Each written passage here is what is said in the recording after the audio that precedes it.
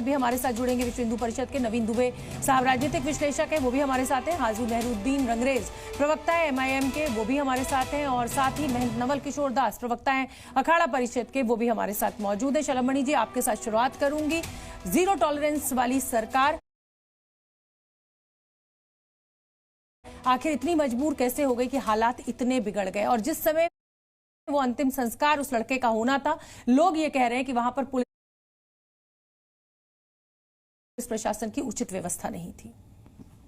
शोभना जी, मुझे लगता है कि आपको पूरी जानकारी नहीं है और इसीलिए मैं आपको अपडेट करना चाहूंगा कि पुलिस प्रशासन की मौजूदगी में अंतिम संस्कार हुआ है। पुलिस लगातार अपना काम कर रही है।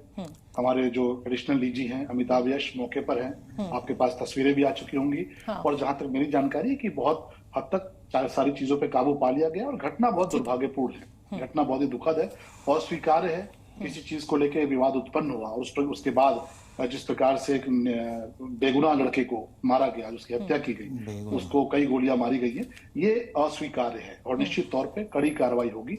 लोग चिन्हित हो चुके हैं, उनके नाम सामने आ चुके हैं। हाँ, शलम मणि जी, जो तस्वीरें खूब वायरल है, मीडिया में है, सबके सामने है, आपके पास भी होंगी, वो लड़का हरे रंग के झंडे को उतारता हुआ दिखाई दे रहा है और इतना उग्र है वो कि वो रेलिंग तक गिरा दे रहा है। मुझे लगता है कि यही है कि आपके पास एक फुटेज आया जो एक पर्टिकुलर एक हिस्सा है जिसको लेकर मीडिया रिपोर्ट कर रहा है।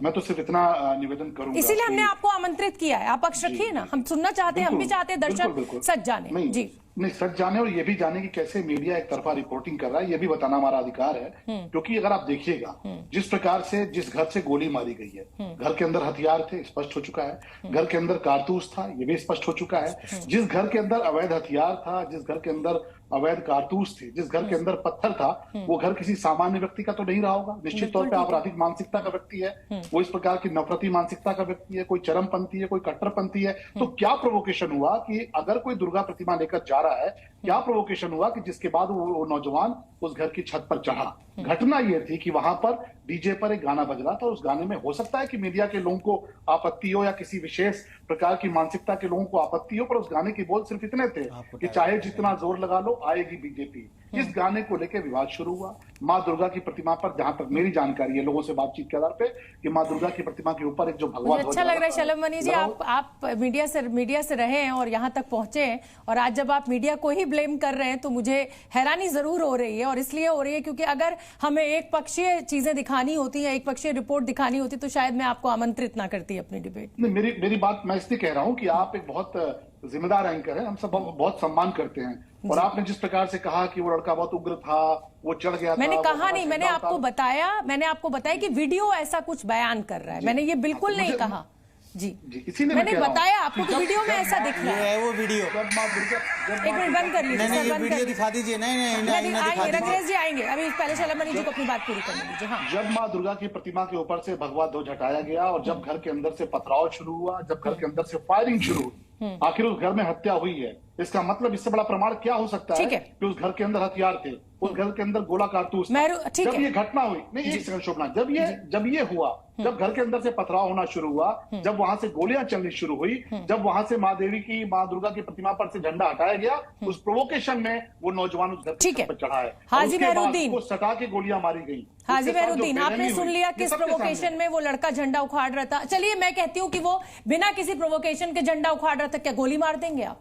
देखिए, हम जो है हिंसा का समर्थन नहीं करते, मगर जैसे कि अभी शलम मणि त्रिपाठी साहब कैसे बता रहे थे कि वो तो बहुत बड़े समाज सेविक थे, जो झंडा लगा रहे थे वो उतार रहे थे, और कैसे पूरी ग्रिल तोड़ दी, किस तरीके से पूरा वहां पर चुन चुन के जितने भी मुसलमान दुकान हैं, घर हैं, लोगों को मारा जा रहा, पुलिस की मौजूदगी में मारा जा रहा। ऐसा तो कुछ नहीं कहा शलम मणि जी ने।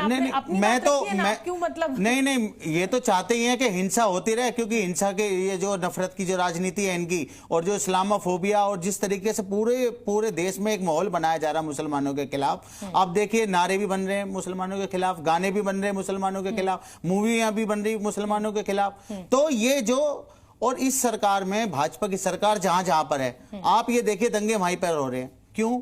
ये साजिश है। उपचुनाव होने वाले हैं यूपी में भी 10 सीटों पर, तो इनकी तो राजनीति जब तक ये हिंदू मुसलमान ना कर ले, शमशान कब्रिस्तान, अब जो वहां मकान और दुकानें जलाई जा रही हैं, वो कपड़ों से पहचान लीजिए उन्हें। देख लीजिए सोशल मीडिया पे कितनी ठीक है। वीडियो आ रही है। ठीक और है, इन्होंने कह दिया कि उसको मार दिया, हम कह रहे हैं कि मारा है गलत है, मगर जो पत्थरबाजी हो रही है और जो मकानों को चुन चुन के जो जलाया जा रहा है, मुसलमानों को टारगेट कर कर, आपकी सरकार, आपकी पुलिस क्या कर रही है वहां पर? उनके ऊपर क्यों गोली नहीं चला रही? जो दंगाई भीड़ है उनका एनकाउंटर क्यों नहीं कर रही पुलिस? मगर जब आवाज ऊंची करने से मुद्दा नहीं बदल जाएगा, ये मेरा पहला ही सवाल ये था।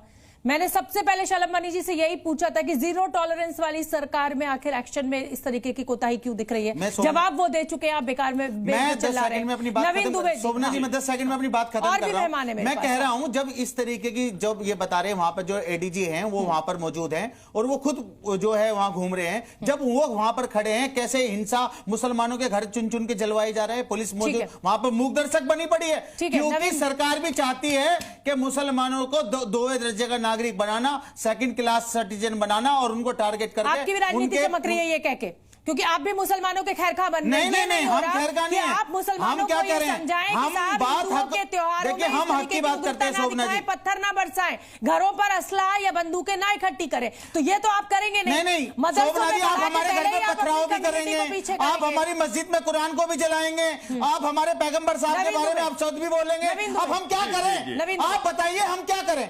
आप बताइए हम क्या करें? नवीन दुबे, आप मुझे ये बताइए कि यहाँ पे रंगरेज साहब ने कहा कि साहब चुनाव है और इसीलिए ये किया जा रहा है। ये तो जाहिर सी बात है, जग जाहिर है कि 10 सीटों पर उपचुनाव होना है। इसको आप समाजवादी पार्टी का क्या स्टैंड?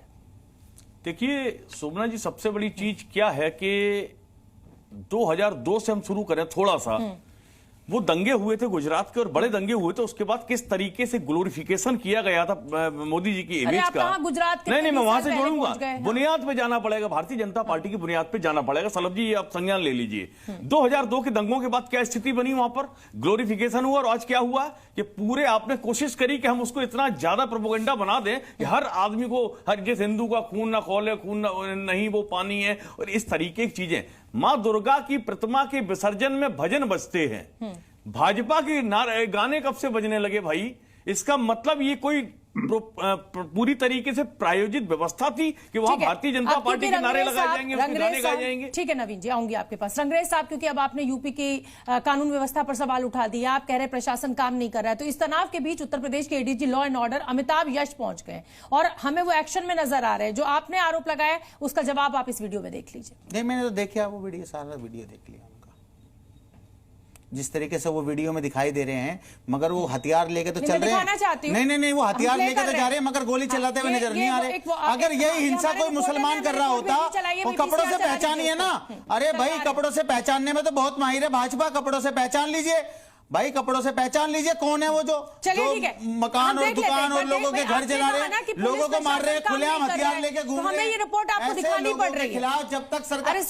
लगातार बहराइच में बढ़ते तनाव के बीच अब ADG law and order Amitabh Yash मौके पर पहुंच चुके हैं। आपको मैं तस्वीरें दिखाता हूं कि आप देख सकते हैं कि अमिताभ यश और होम सेक्रेटरी संजीव गुप्ता इस वक्त मौके पर मौजूद हैं और लगातार यहां पर अधिकारियों से बातचीत कर रहे हैं। इस वक्त घटनास्थल पर वो पहुंचे हुए हैं, जहां पर कल रात घटना हुई थी, जहां पर राम गोपाल की हत्या हुई थी। उसके बारे में एक एक चीज़ों की जानकारी जो है वो ली जा रही है। तमाम जो आला अधिकारी हैं वो मौके पर मौजूद हैं और एक एक चीज़ों की जानकारी जो है वो अमिताभ यश की तरफ से ली जा रही है। इसके साथ साथ संजीव गुप्ता जो हैं वो भी मौके पर मौजूद हैं और तमाम जानकारियाँ जो हैं वो इकट्ठा की जा रही है कि क्या कुछ स्थितियाँ हैं इस वक्त और इसके साथ साथ कितने उपद्रवी थे। उसके साथ साथ पुलिस बल यहाँ पर पूरी तरह से तैनात है और लगातार उपद्रवियों को जो है अब काबू में करने की कोशिश की जा रही है। कैमरामैन दिवाकर साथ विशाल लोगवंशी, जी मीडिया, बहराइच।